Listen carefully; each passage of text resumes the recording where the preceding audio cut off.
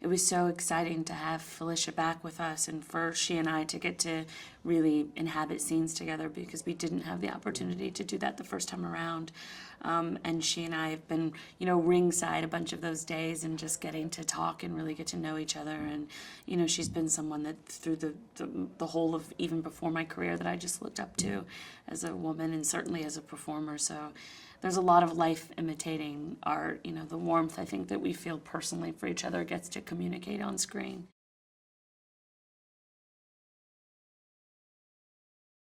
One of the central themes of the first Creed was really about legacy, and I think if there was sort of a condensed thematic sort of overtone to this film, I think it would be family. You get, in the first film you saw Adonis and Bianca as these millennials falling in love and navigating how, they can be in the pursuit of their career and also, a relationship. And I think this time around you get to see them really become a family unit and what that means.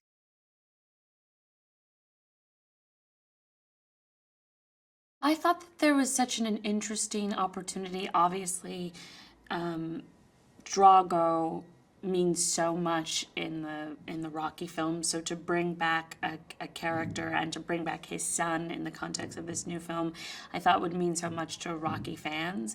And then inside of it, I think what our film has been able to do in really humanizing the villain is unique because typically when you watch the boxing scenes, you know who you want to win. And I think there's a bit more gray area in this one. You really understand what both men are fighting for and against.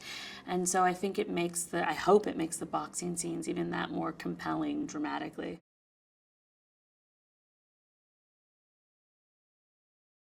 Bianca understands because she's come to know Donnie so well, why he feels like he has to take the fight, but she's incredibly conflicted because it's a huge risk, and I think particularly now as a married couple, as people that are gonna begin a family, the stakes are a lot higher. The first time around you got to see them navigate a relationship in which if Adonis, pissed Bianca off, she could just go back and shut herself in her room and make music. And this time around, she really is committed to this man. And so, it's a different world now when they disagree. They really have to get on the same page.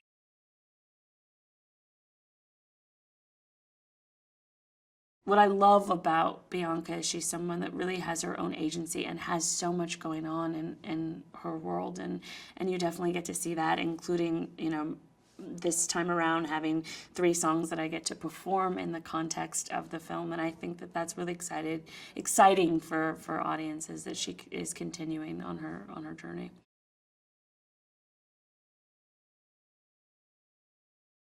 He was a very, very, very big human being, which I think only adds to the inherent danger when Adonis decides to take on the fight. I mean, Bianca supports her man through and through and really believes in him being the champion that he is. But then I think when she gets a look at Florian or Drago, she's like, oh boy.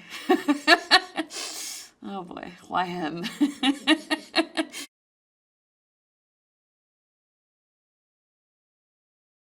It's so impressive the work that Florian's done. I mean, he, was in Philly for almost 7 months and away from home and training really, really hard. It reminded me of the first time around watching Mike. And Mike also got much bigger on this film than he did even in the first. So just to see the level of dedication, because I think to really get into the mind and heart of a boxer, the physicality is so incredibly important. So it's just inspiring to see Mike and Florian really, really take that on.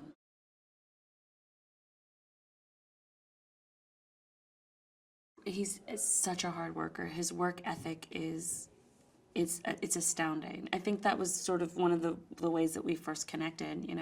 When we were doing the first movie, he was working so hard on the boxing and the choreography, and I was in the studio 16 hours a day making the music, and I think we were able to really connect with just the sort of ferocious work ethic that you have to have when you're taking on these things that are pretty big feats.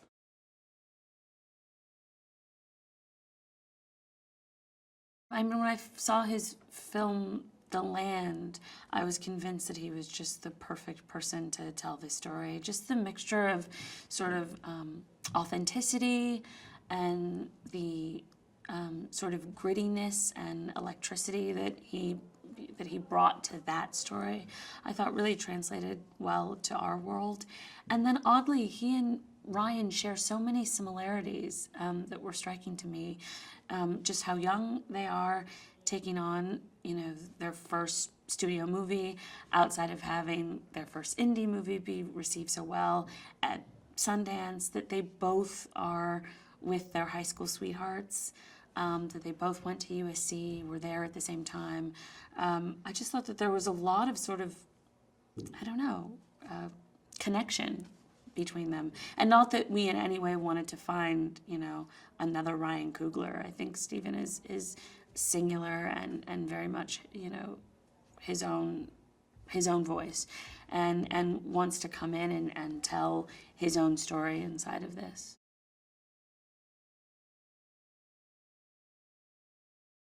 I think boxing is just a metaphor. It's like the brilliant speech that Sly has in the first movie, that the hardest opponent you're going to fight is yourself.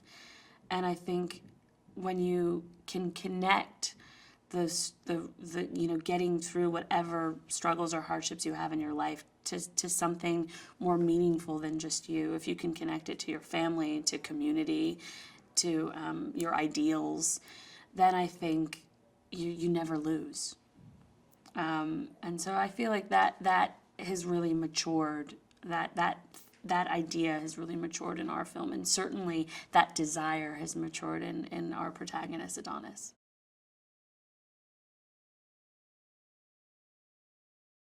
I think it's a testament to just, how compelling this story and this world is to audiences, that it's been able to endure for so many decades.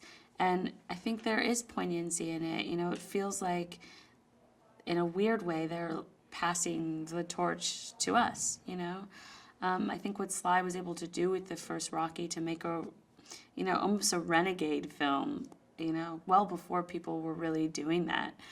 And, to prove that sort of, if you believe in yourself and believe in something enough, that you can succeed.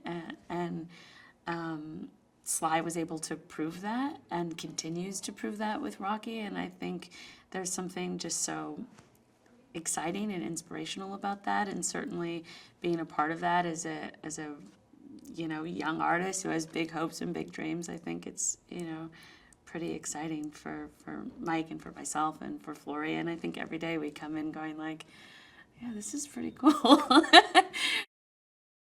Hey there, here's today's daily fact. The snow in The Wizard of Oz is asbestos. In that famous poppy field scene in The Wizard of Oz, the snow coming down is calming to Dorothy and her posse, but they should have probably been far less relaxed, as these were actually asbestos-based fake snowflakes, a popular Christmas decoration throughout the United States and Europe at the time.